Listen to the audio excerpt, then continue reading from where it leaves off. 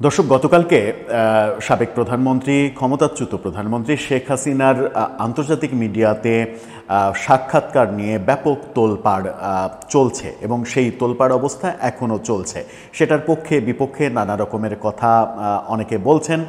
শেখ হাসিনার যারা বিপক্ষে তারা তাদের মতো করে ব্যাখ্যা করছেন, শেখ হাসিনার যারা পক্ষে তারা তাদের মতো করে ব্যাখ্যা দাঁড় করিয়ে বলার চেষ্টা করছেন যে এটা একটা বড় অর্জন।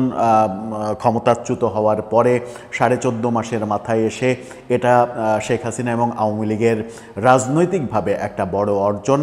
এভাবে যখন দেখছেন, তার আগের দিনই আমরা দেখেছি যুক্তরাজ্য ভিত্তিক ল চেম্বার এবং বিশ্বখ্যাত ল চেম্বার ডাউটি স্ট্রিট থেকে আন্তর্জাতিক আদালতে বর্তমান প্রফেসর ইউনূস সরকারের বিরুদ্ধে মামলা করা হয়েছে।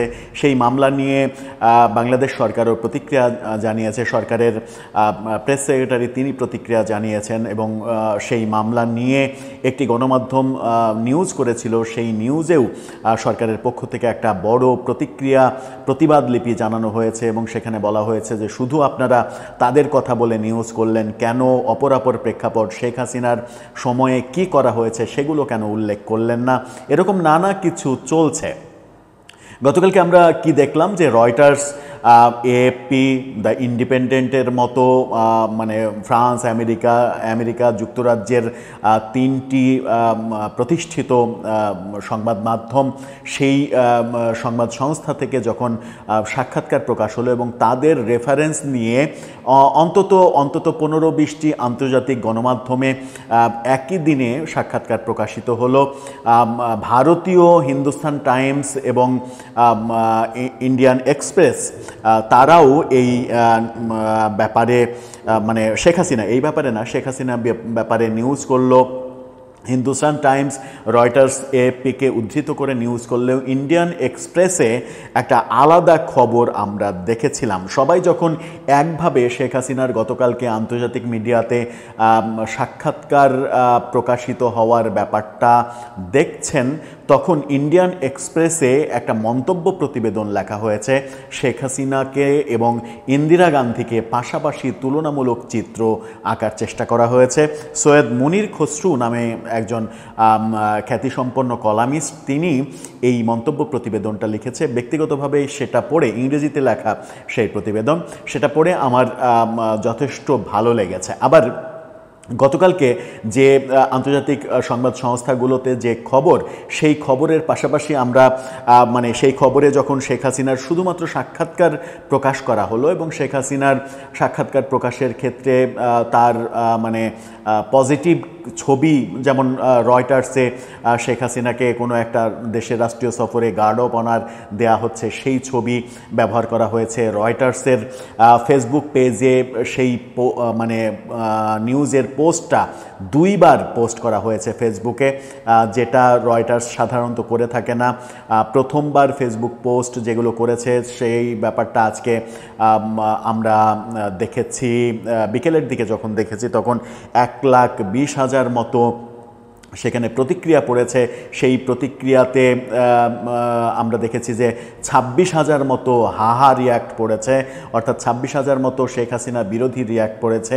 বাকিগুলো কিন্তু লাভ রিয়াক্ট, লাইক এবং কেয়ার রিয়াক্ট পড়েছে। এটাও একটা সিগনিফিক্যান্ট ব্যাপার যে সেই কারণেই হয়তো রয়টার্স এই পোস্টটা দ্বিতীয়বার আবার পোস্ট করেছে ফেসবুক পেজে। কোনো নিউজের পোস্ট, একই নিউজের পোস্ট 2বার ফেসবুকে পোস্ট করা, এটাও একটা গুরুত্বপূর্ণ ব্যাপার। সেই ব্যাপারগুলো যখন দেখছি তখন মজার ব্যাপার হচ্ছে যে একই দিনে আল জাজিরা এই সংবাদ সংস্থাগুলোকে উদ্ধৃত করে নিউজ করেছে শেখ হাসিনাকে নিয়ে।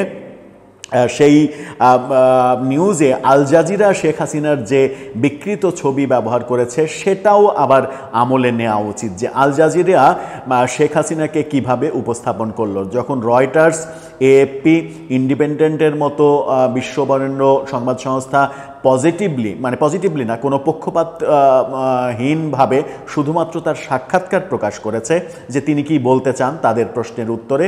আল জাজিরা তখন একেবারেই শেখ হাসিনার বিপক্ষে গিয়ে তারা পোস্ট করেছে। আমি ইন্ডিয়ান এক্সপ্রেসের প্রসঙ্গে আসব। আল জাজিরার পোস্টটা একটু দেখে নিন মূল আলোচনায় যাওয়ার আগে।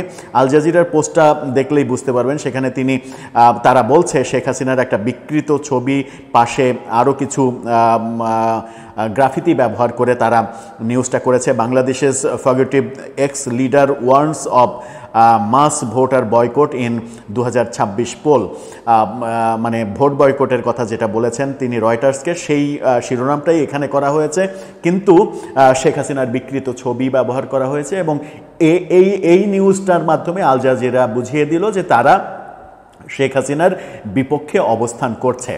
কেন এই প্রসঙ্গটা বলছি, আমরা আন্তর্জাতিক মিডিয়াতেও বহু ব্যাপারে বহু সময়ে দেখেছি যে বায়াসড হয়ে নিউজ করা, কখনো মানে সেখানে সম্পর্ক একটা ব্যাপার, সেখানে টাকা পয়সা একটা ব্যাপার, এই ব্যাপারগুলো আন্তর্জাতিক মিডিয়াতেও চলে, বাংলাদেশের মিডিয়াতে যেমন চলে আন্তর্জাতিক মিডিয়াতেও চলে।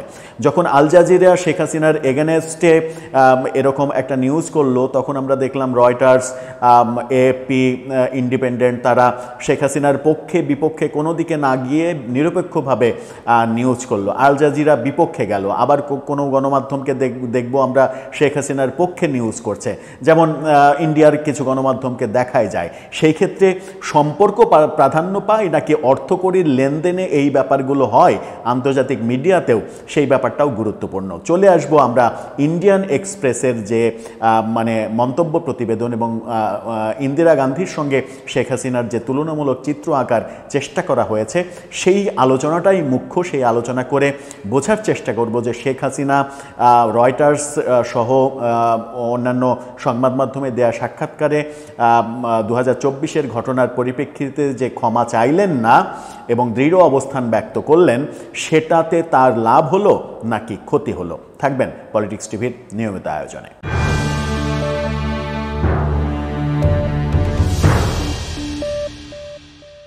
দর্শক, বলছিলাম ইন্ডিয়ান এক্সপ্রেস গতকালকে শেখ হাসিনাকে নিয়ে নিউজের যখন একেবারে সাগর বইয়ে গেছে, প্রচুর নিউজ হয়েছে আন্তর্জাতিক মিডিয়াতে, তখন ইন্ডিয়ান এক্সপ্রেস সেই সাক্ষাৎকারের রাস্তায় হাঁটেনি, তারা একটা ভিন্ন রাস্তায় হেঁটেছে। এবং সেটা মানে উল্লেখ থাকে যেন একই দিন হিন্দুস্তান টাইমস একই দিনে করছে, ইন্ডিয়ান এক্সপ্রেস একই দিনে শেখ হাসিনাকে নিউজ করছে, অন্য বার্তা সংস্থাগুলো একই দিনে করছে, একই দিনে অন্তত 20টা বড় গণমাধ্যম বিশ্বের তাকে নিয়ে নিউজ করছে। এটাকে একটা ভাইটাল ব্যাপার হিসেবেই অনেকে দেখছেন। যদিও এর মাঝে আল জাজিরা খুবই প্রভাবশালী গণমাধ্যম, তারা শেখ হাসিনার বিকৃত ছবি দিয়ে শেখ হাসিনার বিপক্ষে নিউজ করেছে। পক্ষে বিপক্ষে নিউজ গতকালকে প্রচুর হয়েছে।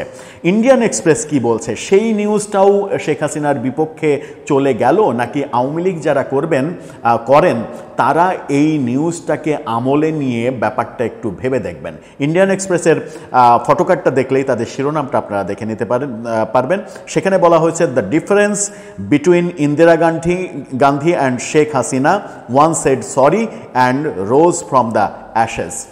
খুবই ইম্পর্টেন্ট একটা কথা বলেছেন সেখানে, মানে বাংলা করলে যেটা দাঁড়ায় সেটা হচ্ছে ইন্দিরা গান্ধী এবং শেখ হাসিনার মধ্যে পার্থক্য, একজন দুঃখিত বললেন এবং ছাই থেকে উঠে দাঁড়ালেন। অর্থাৎ ইন্দিরা গান্ধী তার পতনের পরে তিনি তার যে কারণে পতন হয়েছিল সেই পতনের কারণটা তিনি অনুধাবন করতে পেরেছিলেন, জনগণের কাছে ক্ষমা চেয়েছিলেন। ক্ষমা চাওয়ার মাধ্যমে জনগণ কিন্তু 3 বছরের মাথাতেই তাকে আবার রাষ্ট্র ক্ষমতায় নিয়ে এসেছিল। এই লেখক তিনি সেই উদাহরণটাই টানতে চাইছেন। সেই উদাহরণটা টেনে তিনি বলতে চাইছেন যে দক্ষিণ এশিয়ার রাজনীতি পারিবারিক রাজবংশ দ্বারা গঠিত হয়েছে। ভারতের নেহেরু বংশ থেকে শুরু করে বাংলাদেশের শেখ পরিবার, পাকিস্তানে ভুট্টো পরিবার থেকে শুরু করে শ্রীলঙ্কার রাজাপাকসে পর্যন্ত বেশিরভাগ ক্ষেত্রেই তারা উত্তরাধিকার এবং কেন্দ্রীভূত কর্তৃত্বের উপরে নির্ভর করেছে। ইন্দিরা গান্ধী এবং শেখ হাসিনা ছিলেন তাদের পিতার রাজনৈতিক উত্তরাধিকার দ্বারা ক্ষমতাপ্রাপ্ত 2 শাসক। ইন্দিরা গান্ধী ছিলেন বিশ্বব্যাপী মর্যাদা সম্পন্ন একজন নেত্রী এবং তার সময়ের সবচেয়ে শক্তিশালী নারী নেতৃত্বের একজন। জাতীয় এবং আন্তর্জাতিক উভয় স্তরে তার প্রভাবের জন্য ব্যাপকভাবে স্বীকৃত ছিলেন তিনি। টাইম ম্যাগাজিন তাকে বিংশ শতাব্দীর নবম সবচেয়ে শক্তিশালী নারী হিসেবে স্থান দিয়েছে। আয়রন লেডি ডাক নামে অভিহিত ইন্দিরা গান্ধী যখন ভারত খাদ্য সংকট এবং রাজনৈতিক অস্থিরতার মুখোমুখি ছিল তখন ক্ষমতায় এসেছিলেন। তার উচ্চাভিলাষী সংস্কার, সবুজ বিপ্লব, ব্যাংক জাতীয়করণ এবং শীতল যুদ্ধের সময় শক্তিশালী বৈদেশিক নীতির অবস্থান তাকে একজন নির্ণায়ক নেত্রী হিসেবে সংজ্ঞায়িত করেছিল। অর্থাৎ ইন্দিরা গান্ধীর সফলতার দিকগুলো তিনি তুলে ধরছেন। অন্যদিকে শেখ হাসিনার কথা যেটা বলছেন যে শেখ হাসিনা প্রবৃদ্ধি ও উন্নয়নের উপরে জোর দিয়েছিলেন, প্রায়শই বৃহৎ অবকাঠামো প্রকল্প এবং স্থিতিশীল অর্থনৈতিক অগ্রগতিকে জাতীয় অগ্রগতির লক্ষণ হিসেবে তুলে ধরেছিলেন। বাংলাদেশের মাথাপিছু জিডিপি 2009 সালে ছিল মাত্র $800, সেটা 2023 সালে বেড়ে $2800 নিয়ে যেতে পেরেছিলেন তিনি, যা এশিয়ার দ্রুততম বর্ধনশীল অর্থনীতির মধ্যে স্থান করে নিয়েছিল। অর্থাৎ এশিয়ার দ্রুততম বর্ধনশীল অর্থনীতি, যেটা মাথাপিছু আয় যে পরিমাণে বেড়েছে সেটাতে বাংলাদেশ আখ্যা পেয়েছিল। ধর্মীয় উগ্রবাদ, জঙ্গিবাদ এবং সন্ত্রাসবাদের বিরুদ্ধে লড়াই, যা স্পষ্টতই 2016 সালে যে হলি আর্টিজান হামলা হয় তারপরে জঙ্গিবাদকে নিয়ন্ত্রণ করা, এই জঙ্গিবাদের ব্যাপারগুলোকে নিয়ন্ত্রণ করে দেশকে স্বাভাবিক পর্যায়ে নিয়ে আসা, এই ব্যাপারগুলোতেও তার মানে সফলতা ছিল। আবার ইন্দিরা গান্ধী এবং শেখ হাসিনা উভয়ই রাজনৈতিক উত্থানের মুখোমুখি হয়েছিলেন যা তাদের কর্তৃত্বের সীমা পরীক্ষা করেছিল। অর্থাৎ দুইজনই একটা ক্রাইসিস মোমেন্ট ফেস করেছিলেন। সেটা কি বলছে যে তাদের সেই কর্তৃত্ববাদী শৈলী শেষ পর্যন্ত কেবল তাদের উত্তরাধিকারী নয়, তাদের ভাগ্যকেও গঠন করেছিল। 1975 সালের ইন্দিরা গান্ধীর কথা বলা হচ্ছে। 1975 সালের জরুরি অবস্থা এবং 2024 সালের বর্ষা বিপ্লবের সময় গান্ধী এবং হাসিনা যথাক্রমে দমনপীড়নের মাধ্যমে প্রতিক্রিয়া জানিয়েছিলেন, বিশ্বাস করেছিলেন যে রাষ্ট্রীয় শক্তি ভিন্ন মতকে দমন করবে এবং ক্ষমতায় তাদের দখল নিশ্চিত করবে। অর্থাৎ ইন্দিরা গান্ধী যে দমননীতি নিয়েছিলেন সেই সময় 2024-এ শেখ হাসিনাও একই দমননীতি নিয়েছিলেন, মনে করেছিলেন যে এই দমন নীতি এটাই আসলে নিয়ম। সে তবুও পরবর্তীকালে তাদের পথ সম্পূর্ণ দুই দিকে গিয়েছিল। খুবই সিগনিফিক্যান্ট একটা পয়েন্ট, সেটা হচ্ছে দুইজন একই নীতি অবলম্বন করেছিলেন, কিন্তু সেই নীতি অবলম্বন করার পরে দুইজন আবার দুই ভিন্ন পথে গিয়েছেন। ভিন্ন পথটা কি? 1975 সালে নাগরিক স্বাধীনতা স্থগিত করা হয়েছিল, সংবাদপত্রের উপরে সেন্সরশিপ জারি করা হয়েছিল। ইন্দিরা গান্ধী জরুরি অবস্থা ঘোষণা করার সময় ভারতে হাজার হাজার রাজনৈতিক বিরোধীকে কারাগারে পাঠানো হয়েছিল। সেই সময় ভিন্ন মতাবলম্বী 1 লাখেরও বেশি মানুষকে কারাগারে নেওয়া হয়েছিল। অভ্যন্তরীণ নিরাপত্তা রক্ষণাবেক্ষণ আইনের অধীনে 34,998 জন এবং ভারতীয় প্রতিরক্ষা বিধির অধীনে 75,818 জনকে গ্রেপ্তার করা হয়েছিল। তার দমননীতি শাসন সত্ত্বেও ইন্দিরা গান্ধী অবশেষে 77 সালে জরুরি অবস্থা প্রত্যাহার করেন এবং অবাধ সুষ্ঠু নির্বাচন অনুষ্ঠান করেন, যেখানে তিনি তার সরকার এবং তার নিজস্ব সংসদীয় আসন সব কিছুই হারিয়ে ফেলেন। অর্থাৎ 1977 সালে তিনি তারপরেও এত কর্মকাণ্ডের পরেও তিনি নির্বাচন দেন এবং সেই নির্বাচনে তিনি হেরে যান। এই মানে যেটা তিনি সম্পূর্ণ নম্রতার মাধ্যমে জনগণের রায় মেনে নিয়েছিলেন। এর কিছুক্ষণ পরে অর্থাৎ 24 জানুয়ারি 1978 তারিখে তিনি প্রকাশ্যে স্বীকার করেছিলেন, অর্থাৎ নির্বাচনে হারার পরে 78 সালের 24শে জানুয়ারি তিনি প্রকাশ্যে স্বীকার করেছিলেন যে জরুরি অবস্থার সময় তিনি ভুল করেছিলেন, যে জরুরি অবস্থা জারি করেছিলেন সেটা তিনি ভুল করেছিলেন। অনেকের কাছে এই অপমান তার রাজনৈতিক জীবনের সমাপ্তি বলে মনে হয়েছিল, ইতিহাস অন্যথা প্রমাণ করেছে বা করবে, সেটাই তিনি বলছেন যে অনেকের কাছে মনে হয়েছিল যে তার এই ভুল স্বীকার করাই তার রাজনীতির জবানপ্রেক্ষাপাত হলো, রাজনীতির অধ্যায় শেষ হলো, কিন্তু সেটা ঘটেনি ইতিহাসে। ইন্দিরা গান্ধীর আবার পুনরুত্থান হয়েছে। ইন্দিরা গান্ধীর পুনরুত্থান যেটা হয়েছে সেটা হচ্ছে 80 সালে ইন্দিরা গান্ধীকে আবার মানে ভারতের জনগণ তাকে আবারও ক্ষমতায় নিয়ে এসেছে এবং ভোট দিয়েছে ইন্দিরা গান্ধীর পক্ষে। সেখানেই বলা হচ্ছে বিপরীতে শেখ হাসিনা 2014, 18 এবং 24 সালে 3টি বিতর্কিত এবং মূলত অংশগ্রহণমূলক মানে অংশগ্রহণবিহীন নির্বাচন পরিচালনা করেছিল, যার বেশিরভাগই বিরোধী দল বর্জন করেছিল। এতে ব্যাপক কারচুপির অভিযোগ ওঠে। এই যে ব্যাপারগুলো এবং পরবর্তীতে ডিজিটাল নিরাপত্তা আইন, জোর করে গুম খুন, মানে বিভিন্নভাবে কর্তৃত্ববাদী শাসন প্রতিষ্ঠা এবং সর্বশেষ যেটা 2024 সালে ছাত্র জনতার উপরে মানে বল প্রয়োগ, সেই একই ধারায় মানে তিনি বলতে চাইছেন, ইন্ডিয়ান এক্সপ্রেস বলতে চাইছে যে একই ধারায় মানে অলমোস্ট ইন্দিরা গান্ধীর মতোই শেখ হাসিনার পতন হয়েছিল। কিন্তু সেখানে একটা পার্থক্য ছিল যে ইন্দিরা গান্ধীকে দেশ ছেড়ে পালাতে হয়নি, কিন্তু শেখ হাসিনাকে দেশ ছাড়তে হয়েছে। এখানে একটা পার্থক্য। আবার ইন্দিরা গান্ধীর মতো একজন নেত্রী যিনি ভারতকে দৃঢ় হাতে শাসন করেছিলেন, তিনিও ভুল করলে ক্ষমা চাওয়ার জন্য যথেষ্ট নম্র ছিলেন।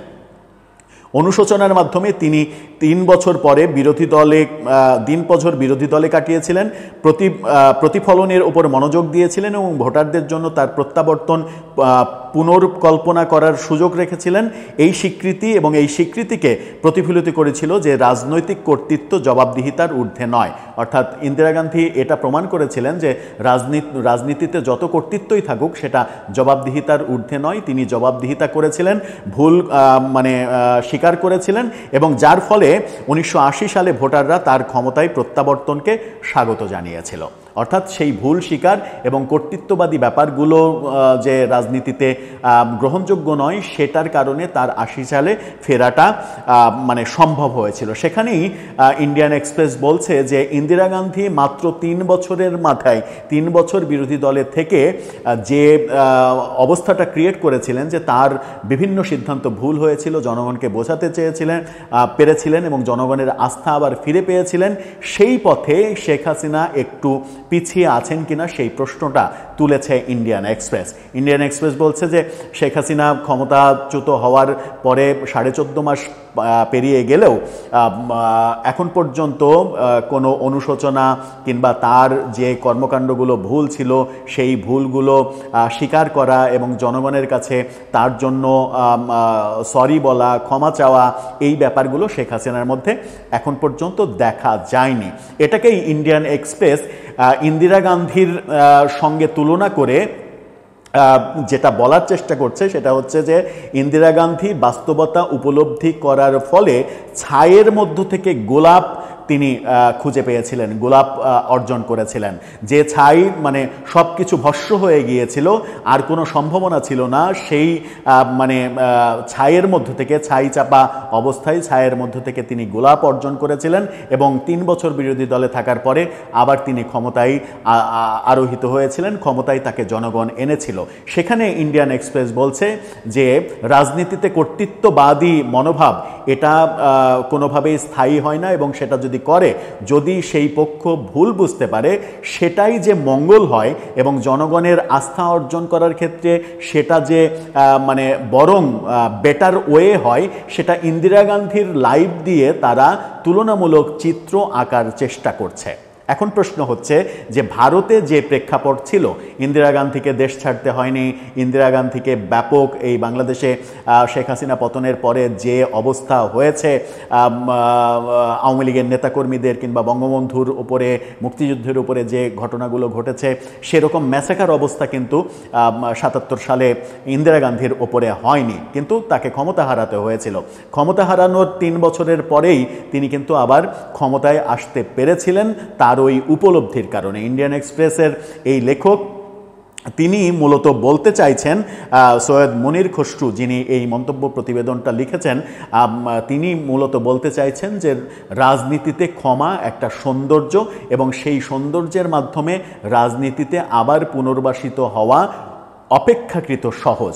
যদিও রাজনীতিবিদরা এবং রাজনৈতিক দলগুলো তাদের নিজেদের কর্মপন্থা নিজেরা ঠিক করবে, তারা নির্ধারণ করবে যে কোন ওয়েটা তার জন্য সঠিক আর কোন ওয়েটা তার জন্য বেঠিক। ইন্দিরা গান্ধীর সঙ্গে যখন তুলনামূলক চিত্র তৈরি করা হচ্ছে, তখন একটা বড় পার্থক্য রয়েছে যে ইন্দিরা গান্ধীর সময়ে তাকে আন্তর্জাতিক অপরাধ ট্রাইব্যুনালে বিচারের মুখোমুখি করা হয়নি, তার বিরুদ্ধে সারা ভারতে বাংলাদেশে যেমন হচ্ছে সেরকম কর্মকাণ্ড শুরু হয়নি।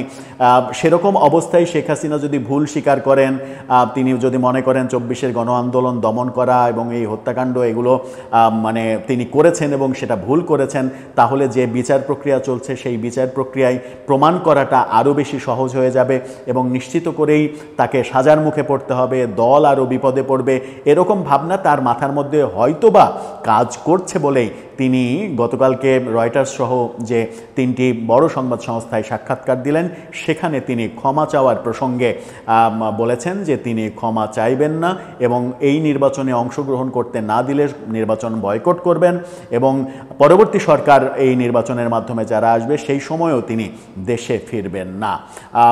এখন দেখার বিষয় যে আওয়ামী লীগের রাজনীতি, শেখ হাসিনার রাজনীতি আদতে কোন পথে যায়, কোনটাকে তারা ভালো ওয়ে মনে করে। তবে এই মুহূর্তে আমার মনে হয় যে আওয়ামী লীগের নেতাকর্মী যারা রয়েছেন তাদের ইন্ডিয়ান এক্সপ্রেসের এই রিপোর্টটা খুবই মনোযোগ দিয়ে পড়া উচিত, পড়ে অনুধাবন করা উচিত যে ইন্দিরা গান্ধীর ওই জীবন থেকে কোনো কিছু নেয়ার আছে কি না, নাকি ওখান থেকে একটা নতুন শিক্ষাও তারা নিতে পারে যে সেই অবস্থায় তিনি যেটা করেছেন এই অবস্থায়, বর্তমান অবস্থায় আমি যদি সেই পথ অবলম্বন করি তাহলে সেটা হবে বোকামি অথবা বুদ্ধিমানের কাজ। সিদ্ধান্ত তাদের, বাস্তবায়নের দায়িত্বও তাদের। দর্শক, আপনার ভাবনা কি জানিয়ে লিখতে পারেন আমাদের কমেন্ট বক্সে।